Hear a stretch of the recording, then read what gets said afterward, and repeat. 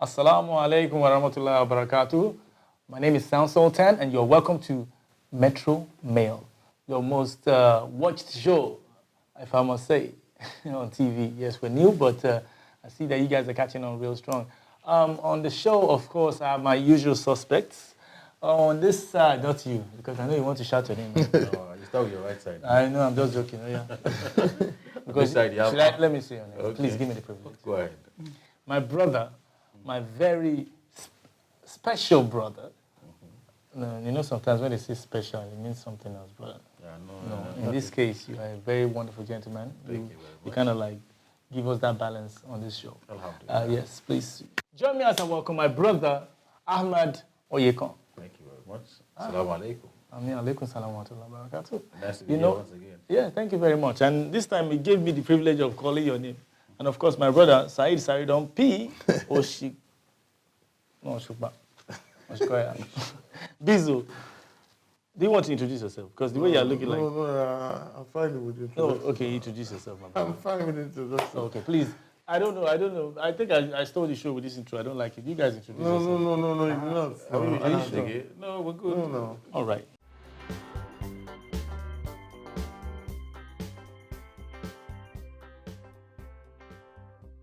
So we are talking about media and Islam.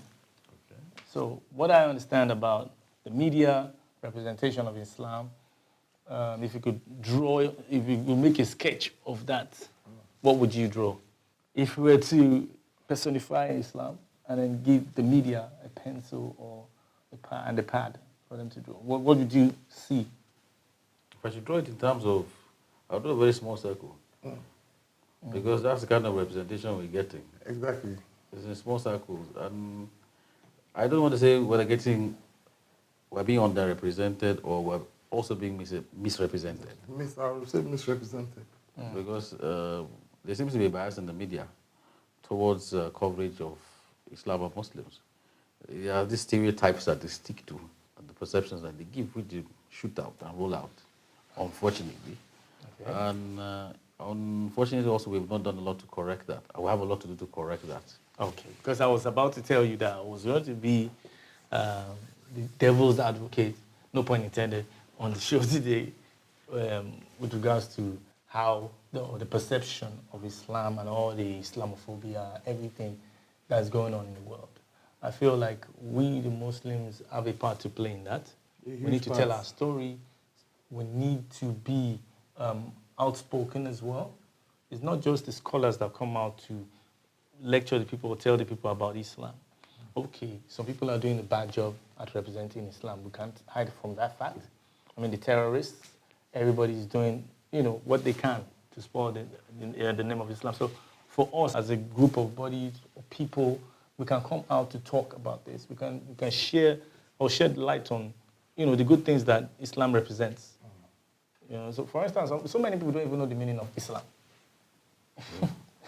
It's so contradictory that the meaning of Islam is peace. Yes. And everything they try to paint of Islam is, the extreme opposite of what it stands for. So, of course, yes, the media does this, the media does that. I think even if it's only one day, Muslims around the world use, even if it's social media, to make it trend that Islam is peace. Do you know that would even impact something on people that are just straying through the world, just gathering information that is wrong? So for me, I feel like we have a part to play as well.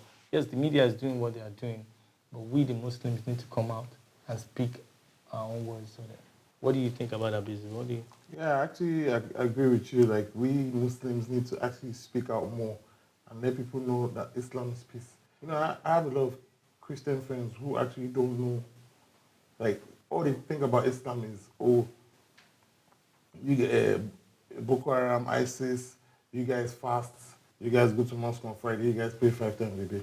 You know, they don't actually bother to know more about the religion. They just judge based on what the media has portrayed to them. And it's You can't blame them. You cannot blame them. I mean, definitely you can't blame them, but at the same time, Muslims don't say, oh, because like, oh, this church does this or this church does that. We're not going to. But I mean, I'll tell you for a fact that at least like 40% of the Muslims that are my friends know more about Christianity than people that even practice the religion themselves. They've read the But Bible. they know back to back. enough about Islam to defend it when all this kind of naysaying comes to their way. You know, the problem is a lot of people do not know how to defend or stand for Islam. You know, they don't know what to say. One question and they don't run, go inside their shell. You know, there's so many times on Twitter, this is bashing and everything. They just come at me, and then I just start giving it back to them.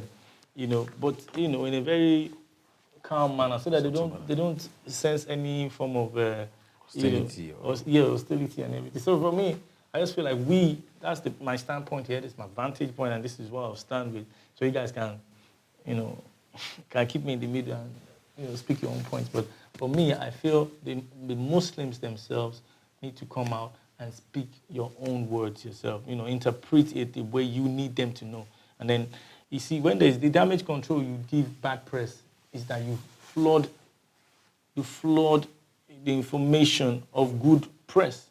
You know, you can't just start beating down that bad press. You have to, you know, overwhelm it with good press. So that's where everybody has to be on board. And exactly, I agree with you. A lot of Muslims need to do more things to put Islam in a good light. Mm-hmm. And we need to do more things to put Islam out there, which is why part of the reason why we are doing this program, you know, is to shed a different light on Islam. Let people see Islam in a different way, beyond the regular bombing. Or even a lot of people think, when they say, oh, even a lot of the guys that bomb, like the terrorists, when they say jihad doesn't necessarily mean what they put it to be.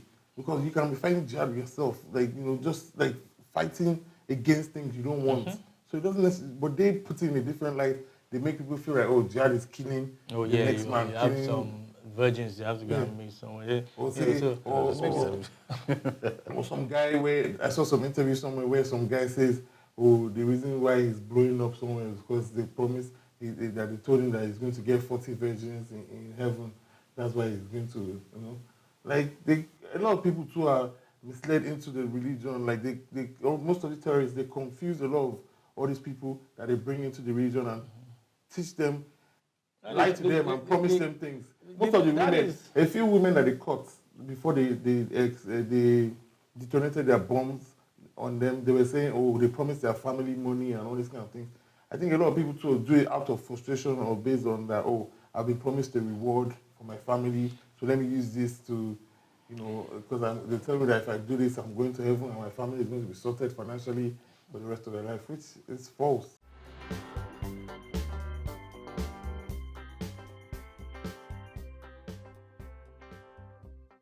What do you have to say about what I have to say is, one, nobody's going to tell your story better than you. Mm-hmm. So if we're expecting the mainstream media, which is not controlled by non-Muslims, to come and tell us good stories about us, we're joking. Secondly, as you said, we need to be more outspoken and understand the deen more to be able to defend it. Three, I don't think we need to go out and start defending Islam. You see, if you paint Islam based on an action of a few, then I think that's their misjudging. And you don't know. Islam is what it is. Actions of Muslims or wrongly guided Muslims is what it is. Do you understand me?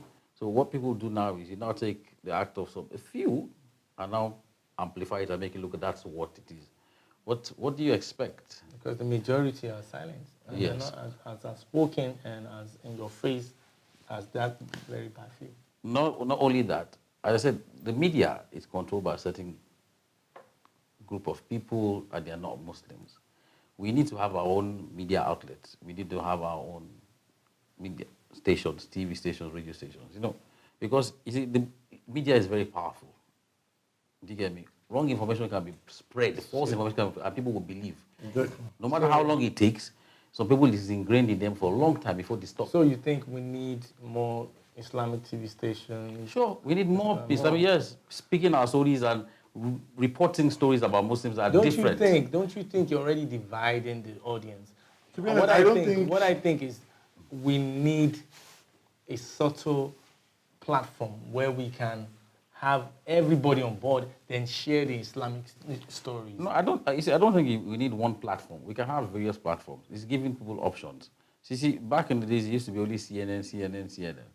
That was a mouthpiece. So whatever CNN comes up, people say we had it on CNN. So it becomes like the gospel truth. You get me? Now you have BBC. Now you have Al Jazeera. You now start looking at, okay, there's a different version to this thing. No, maybe I didn't put it well. I didn't want to say one platform. It was a neutral platform. Well, your neutral platform is going to be your platform.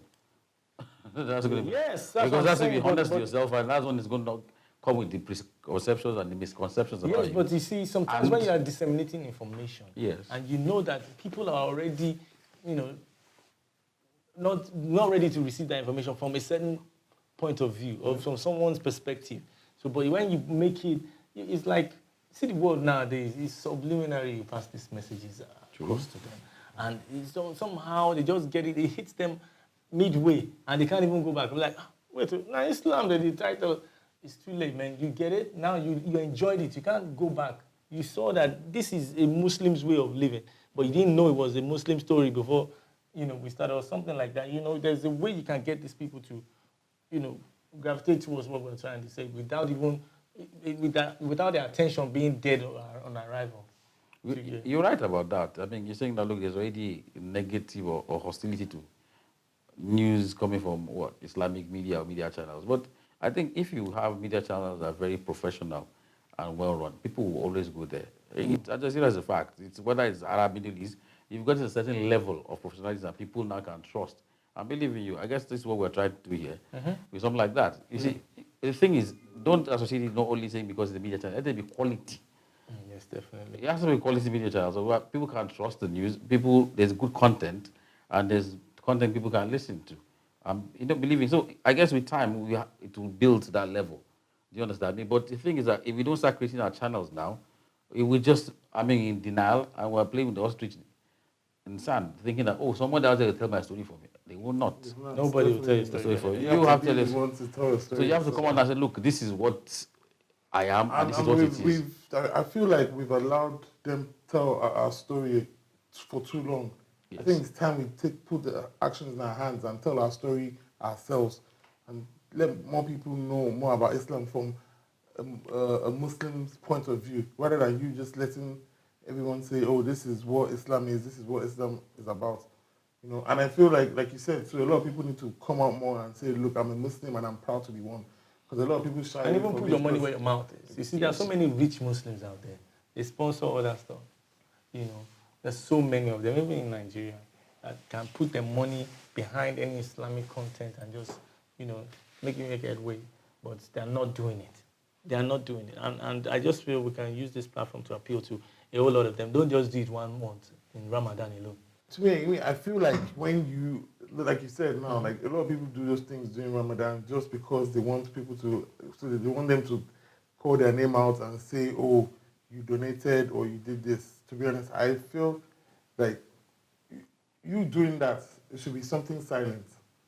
I don't understand why. Already, that's what Allah says. It's just like you're taking part of the glory that's supposed to collect, that comes with that already by making mention of whatever you do. So that one is not even something we have to talk about. People, I'm sure they know. They know that. But also, I don't think we should need to even focus on that because right now, if you look at the other means of raising funds, which are more consistent and easier. If you look at Islam channel during Ramadan, when they are doing their fundraisers and everything, people donate from all over. So young kids, 50. But it's Ramadan time. No, not only Ramadan. When they're having appeal funds. So it's very wonderful.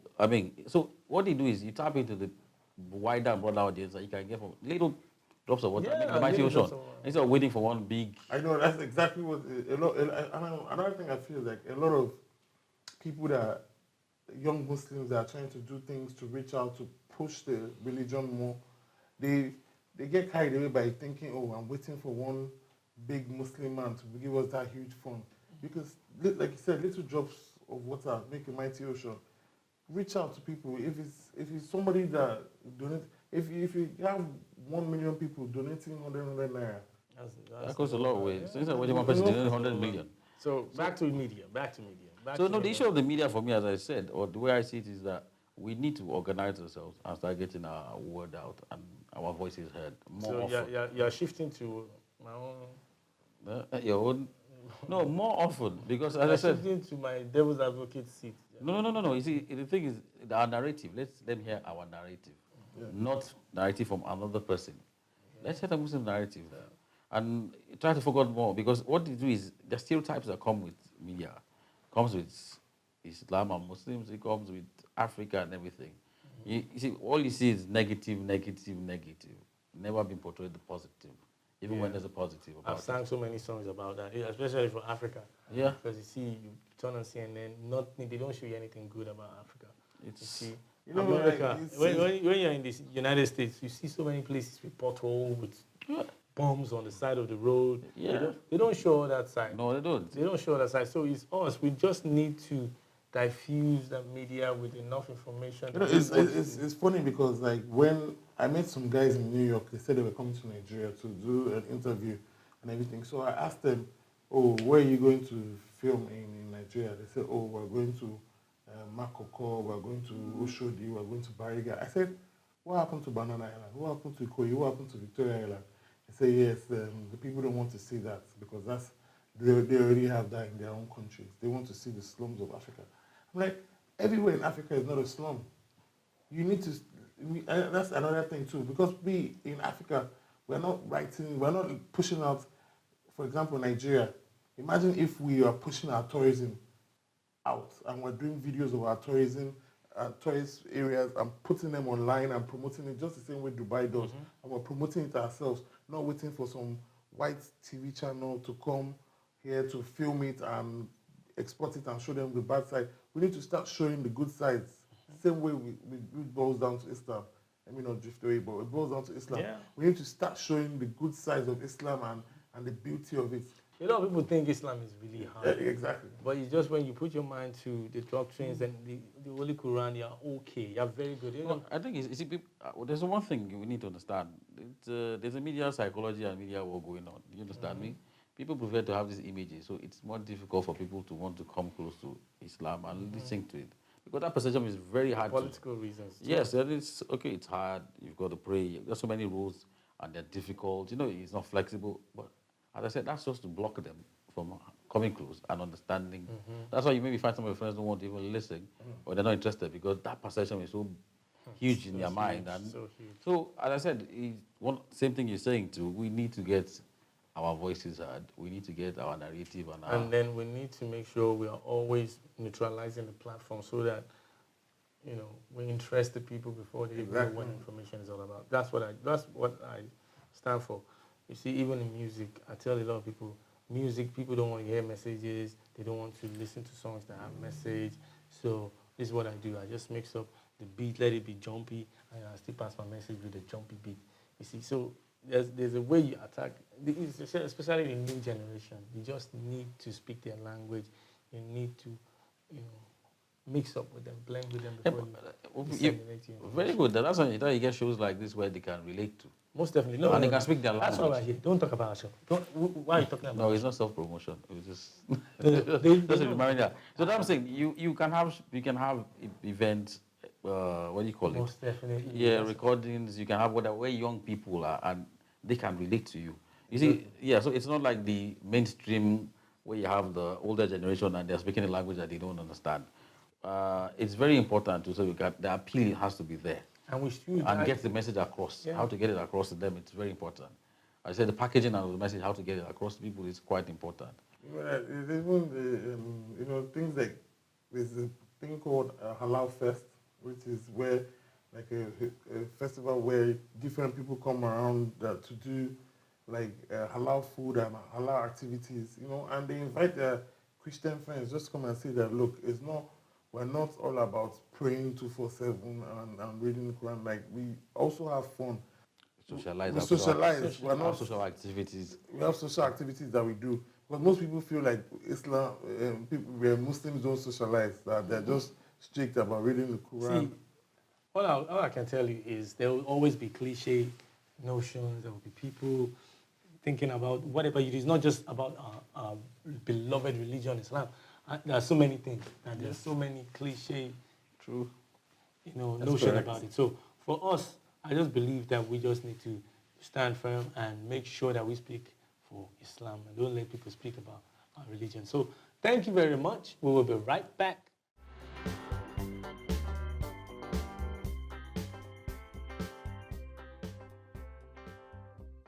Welcome back to Metromale. My name is Sultan, here with the usual suspects, and we've been discussing and shedding light on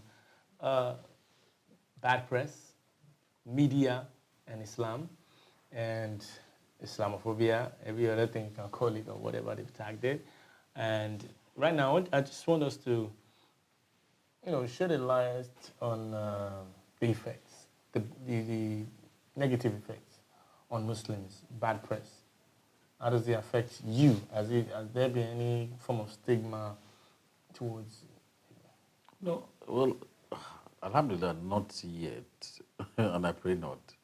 But I mean, other people go through a lot of experiences. We have our sisters that wear hijab, and the way they look at them, and the way they are harassed. We have our brothers, the way they dress, and they're looked at a certain way or classified as security threats. But then again, would you blame them? Because we have like several cases of people that had bombed people, hiding the bombs under the veil.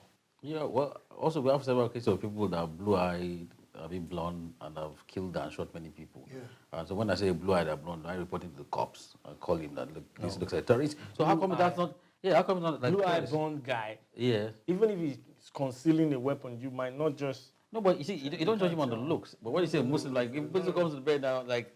I mean, I get flagged every time. Average white male. I get flagged every time at the airport because of my Muslim name on my passport. And I ask them why. So there's no reason. Computer just picks you. Ouch. Computer picks you. It's annoying sometimes because I always feel like, why? Why you? Yeah. And then they delay me for like 20 minutes to ask questions, extra search my luggage. And then they find nothing and they allow me to go. Have you ever been blown up? No. What sort of questions? No, I mean, what sort of questions? No. Okay. No, they don't. They just ask you, oh, okay, like why you travel to this place, why you. Okay, yeah. Why did you go through this transit? That kind of question as I rise before. So funny questions like that. Well, okay. You see, for me, I just feel like we need to work hard. There are so many Muslims in the world, and I think when you check out the fraction of people trying to spoil the name of Islam and the people that are the true Muslims, I'm not talking about the terrorists or the people printing Islam with a bad name. I'm talking about the people that, every day they are, hitting, punching the wall every day when they see a bad press about Islam.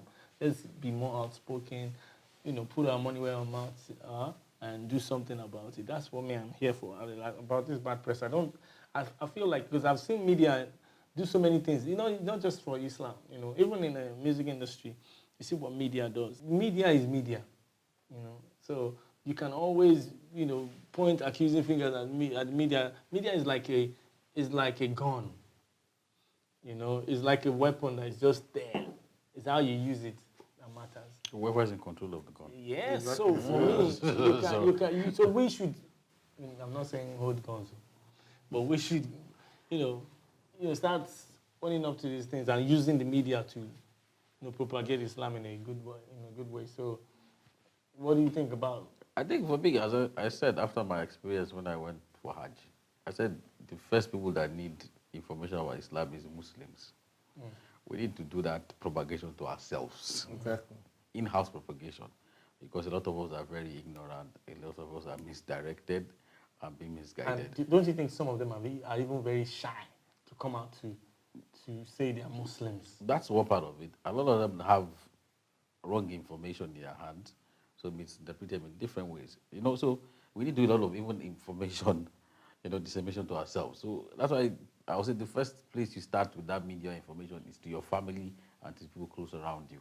Let them understand what it is about Islam and how Islam speaks about how people should behave and things like that. So They have that understanding. When you start having understanding, you have that confidence. And that confidence breeds people that now come out outspoken. You have people that can now talk when they are little kids. They tell you, no, Islam is not like this. Let's start bringing that confidence from our little ones. If you can't win the war outside, start from inside. Exactly. Because it's going to come inside. So start insulating yourself or start building yourself from inside. So we grow outside.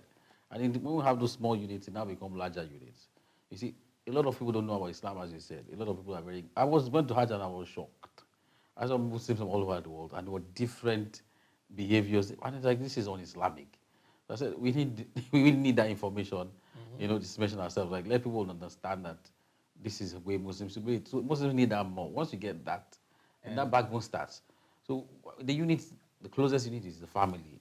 Yourself, your family, your wife, your kids, and those around you. Let's start with that with ourselves. Brother, what you're doing is not right. This is how we should do it. This is how we should behave. Start that little small subset, and we can grow.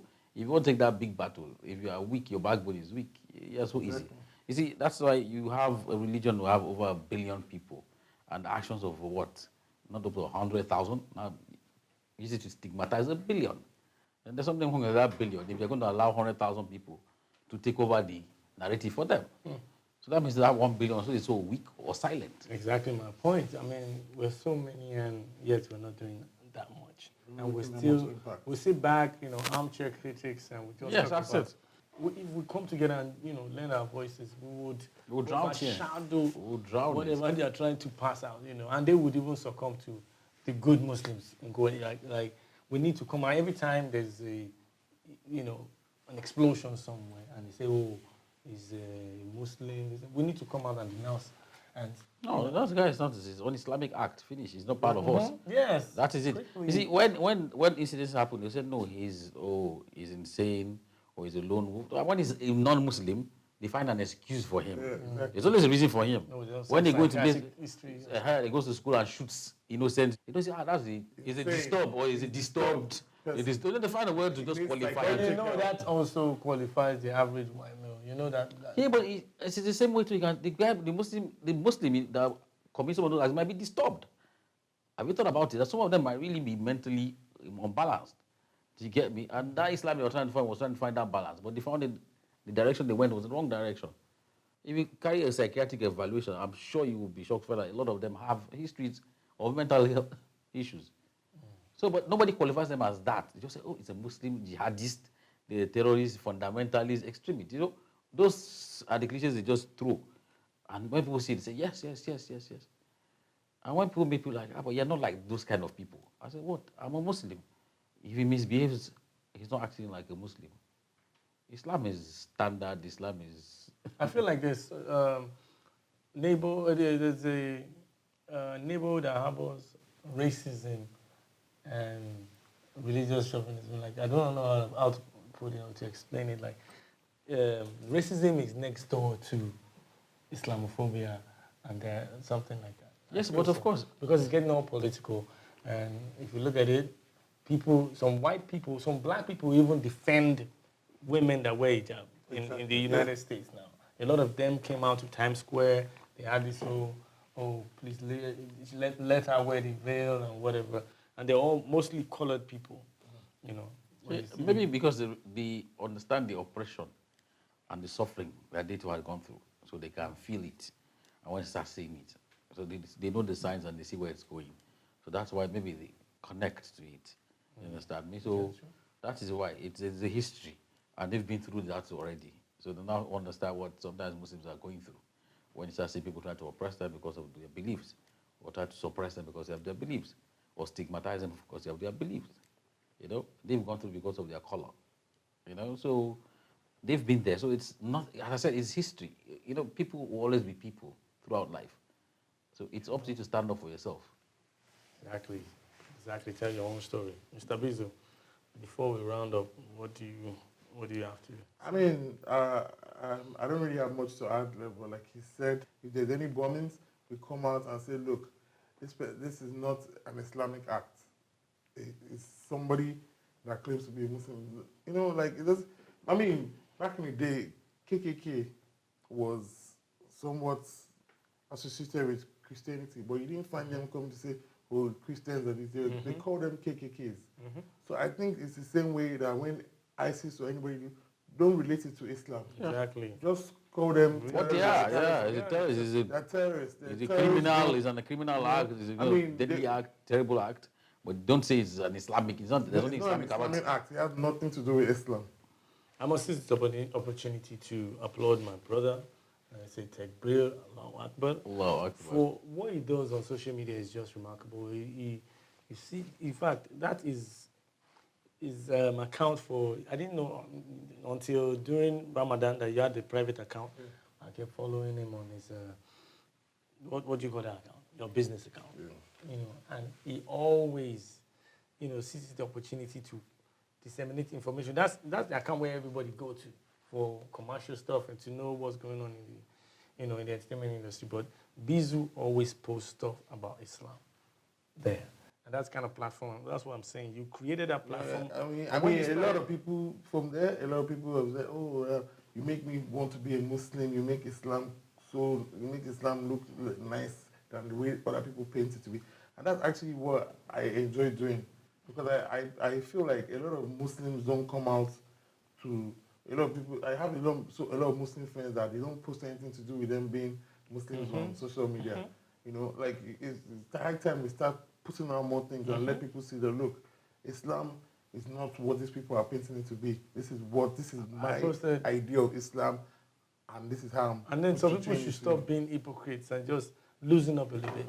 Like I took a selfie in the mosque, and then someone was, why are you taking a selfie in the mosque? I'm like, it's a beautiful place. It's a beautiful place now. I'm happy to be here. Are you happy to be in the strip club? You are taking selfie, naked people. So we need to show off our religion and show that we're proud of it, and tackle all this bad press with good press, and just show how we are joyfully Muslims. So I can say the highlight of our discussion has been speak your words yourself and stop winking in the dark. You have to come out to the forefront, represent Islam, show them how happy you are in Islam. Don't make it look like it's a burdened, religion or way of life. Make people want it. Make people want Islam. And like you said, charity begins at home. Yes. You need to start from your family, your immediate family, and then let it grow outward. Yes. And of course, I would like to appreciate my brother, Saheed.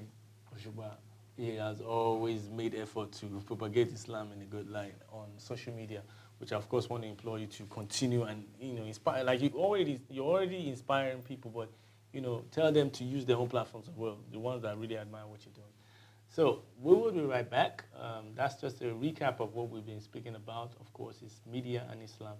And my usual suspects will not be going anywhere. We'll still be here when we get back on Metromale.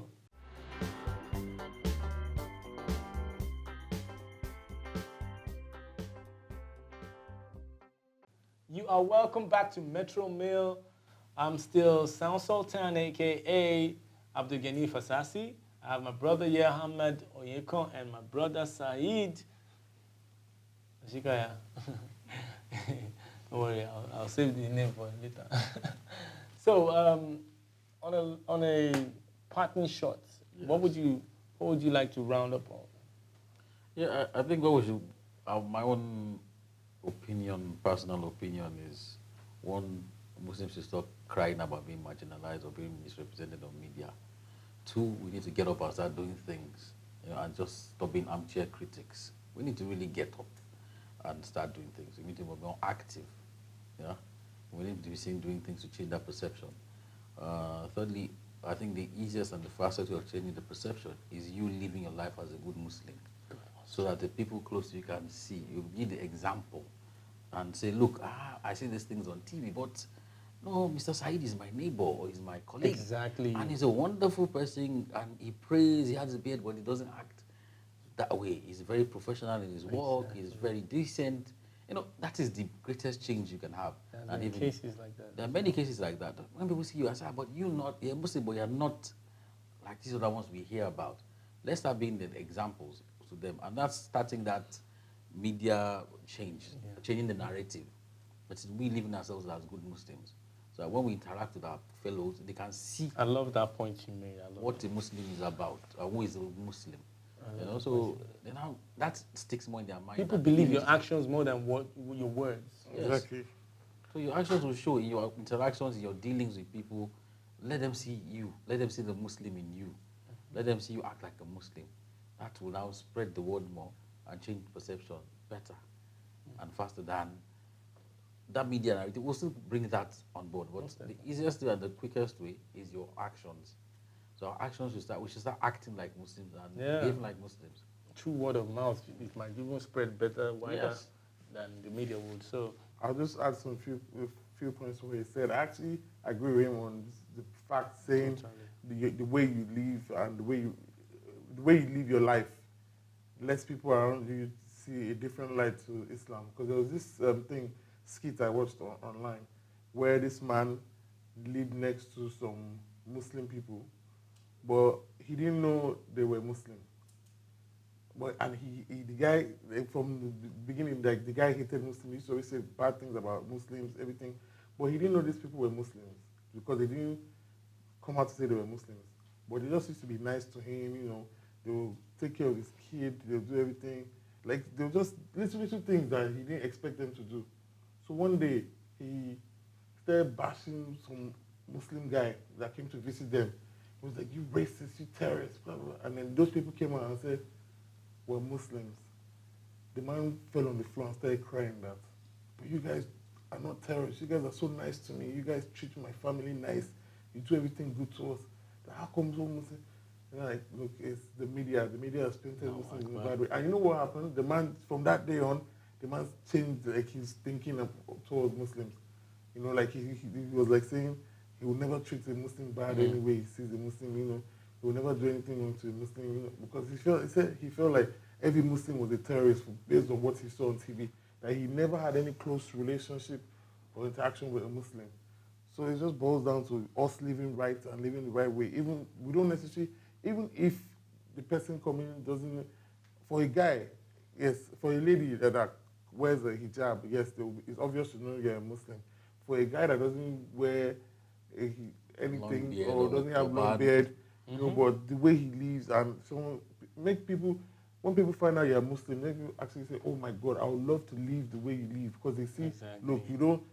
There's nothing, you're not doing Negative anything about you. There's nothing negative about you. Everything about you is so positive. Like you live a good life. You don't do anything to harm anybody. You know, you go about your own personal business and you live the right way. Yeah, just like a Muslim should. On several cases, I've had colleagues of mine come to me saying they love, you know, what I do and how I live my life, and they would want to be Muslims. I've had some Christian guy. We were driving from the airport, and he was like, I was like, "Oh, it's Friday. I got to pray." I was like, "Ah, you Muslim?" I said, "Yeah." And then I thought he was going to go. I was saying bye-bye. I said, "No, let's go now." And this guy just pulled up behind me, and he was just watching me, did ablution, and went into the mosque and prayed with me. I was just looking at him like, this guy crazy. He said, no, he loves the religion. And he's always looked forward to this day, that he saw the opportunity and grabbed it. I'm like, okay. So a lot of people are watching. When you do and you practice Islam well, you will always have people secretly admiring. Of course, they can't jump ship immediately, but they would nurse. You know, there's something funny. Intention. Like 2 weeks ago at this event, I was with a couple of other Muslim brothers, and we're having a discussion. There was a Christian guy there. The guy was like, he was enjoying our conversation. He was like, "I've never been in a mosque. I don't know what it looks like. I only see it on TV. Like, I don't even know. Like, I just think Muslims are bad people and everything. I feel like if I go to a mosque, they'll chase me away or you know." So, you know, somebody told him that, you know what, go to the mosque next to your house. Go there and just tell them that, greet them and say, look, you want to just be a Christian, but you want to just see what it looks like in the mosque, that you've never been in the mosque, you know, and you just don't want to be like every other person that thinks Islam is bad. The guy, believe me or not, the guy went. He said the reception he got, that he could not believe it. You know, like he could not believe it, that they welcomed him. They thought they would say, oh, because you're a Christian, you can't. They welcomed him inside. They told him, obviously, you can't wear your shoes. They told him, okay, look around. I mean, this is it. The guy said, oh, so how can he help, in the community, get them to raise funds to complete the mosque because it's an uncompleted mosque. So they told him what to do. And say it's as easy as that. If we don't ask or we don't do research, we won't know anything. And in life in general, I don't think we should just live based on what we have been told or what we see. Sometimes it's good to make your own research. That's what makes you a better human being, not just by following. A lot of people follow because they say, oh, A is the only way to the market. You follow A. Try not do a research and see if there's alternate B or C way to get to the market. Advocate J again. Because I know where he's going to with that. And I always say, gear up, my Muslims. We have spoken about the media. We should not play the pity party all the time. We need to, gear up and speak for ourselves. Nobody will tell your story better than you. So please, I've been so excited being here with you guys. And Alhamdulillah. Alhamdulillah. I mean, we're so grateful that you're giving us this opportunity. Who are we? We're not worthy. Let me speak for myself. These guys. It's just the same. No, I'm just. It's the same here too. So we're just sharing our experience with you, and we hope to get your feedback as you have always done. Tell us your own experience about these issues that we discuss here on Metromale. Until next time, my name is Abdul-Ganiyy Fasasi, and my brother. My name is Saheed Osikoya. My name is Ahmad.